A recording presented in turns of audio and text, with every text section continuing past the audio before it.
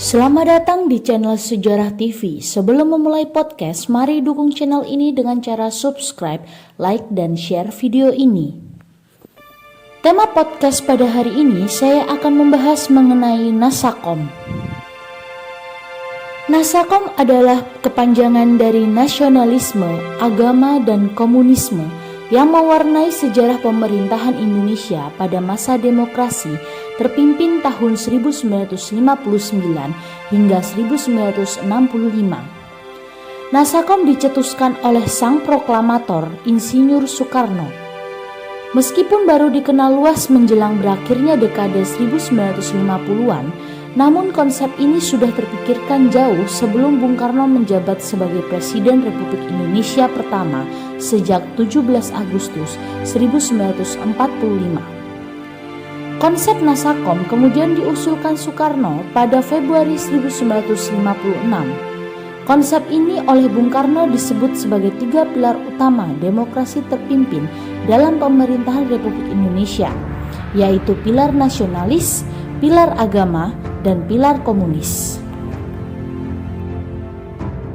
Bagaimana sejarah lahirnya Nasakom? Sejarah Nasakom, nasionalisme, agama, komunisme, gagasan 3 pilar utama sudah terbesit dalam pikiran Soekarno sejak 1926 atau pada tahun yang sama ketika Bung Karno mendeklarasikan berdirinya Partai Nasional Indonesia atau yang biasa disingkat dengan PNI.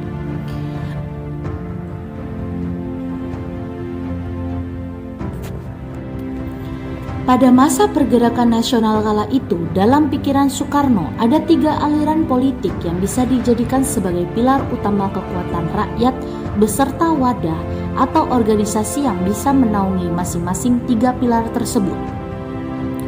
Terlebih, di pemilu 1955, partai-partai politik yang mewakili 3 ideologi besar itu menjadi pemenangnya, yakni PNI, Masyumi, dan Nahdlatul Ulama NU serta PKI. Pilar pertama adalah golongan nasionalis yang diwakili Indis Partis atau biasa disingkat dengan IP. IP sendiri adalah organisasi pergerakan yang dibentuk pada 1912 oleh 3 serangkai, yakni Cipto Mangunkusumo, Dowes Dekker, dan Suwardi Sudjaningrat atau Ki Hajar Dewantara. Pilar kedua adalah kelompok agamis yang diwakili oleh umat Islam sebagai golongan agama terbesar. Menurut Soekarno, Sarekat Islam atau yang biasa disingkat dengan SI yang dipimpin oleh HOS Cokro Aminoto layak menjadi referensi kalangan agama ini. Pilar ketiga adalah Maximus yang saat itu sepatutnya diemban oleh Partai Komunis Indonesia atau yang biasa disingkat dengan PKI. Kala itu komunisme belum menjadi ideologi terlarang, begitu pula dengan PKI yang terbentuk belum terlalu lama. Pada 1926 itu pula menjelang pergantian tahun baru 1927, PKI melakukan perlawanan terhadap pemerintah kolonial Hindia Belanda di Sumatera Barat. Namun, aksi tersebut bisa digagalkan dan tokoh-tokoh komunis sempat menjadi incaran pemerintah kolonial.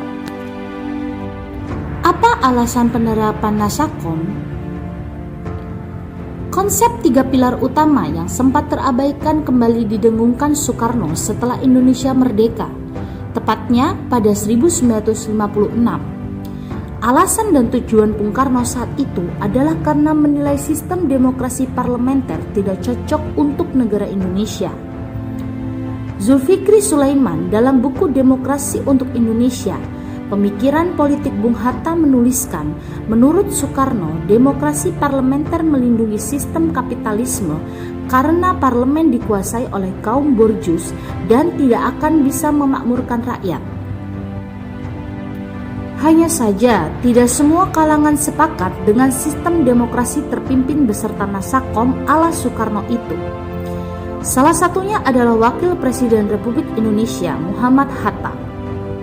Rosihan Anwar dalam buku In Memoriam Mengenang yang Wafat mengungkapkan, Nasakom berarti bekerja sama dengan PKI dan Hatta kurang cocok dengan itu.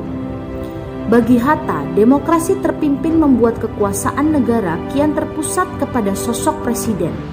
Dan itulah yang menjadi terjadinya seperti diungkapkan Syaif Ma'arif melalui buku Demokrasi dan Nasionalisme, Pengalaman Indonesia. Hatta kemudian mundur dari wakil presiden karena Soekarno semakin otoriter. Namun demikian, sistem demokrasi terpimpin akhirnya diterapkan juga, begitu pula dengan konsep Nasakom. Soekarno menyatukan 3 kekuatan politik terbesar di Indonesia kala itu untuk memperkuat posisinya sebagai presiden. Soekarno bahkan menyatakan bahwa Nasakom merupakan perwujudan Pancasila dan Undang-Undang Dasar 1945 dalam politik.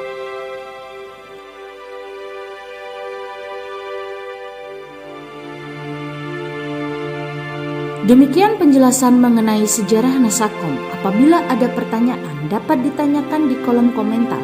Jangan lupa untuk terus dukung channel ini dengan cara like, subscribe, dan share video ini. Terima kasih.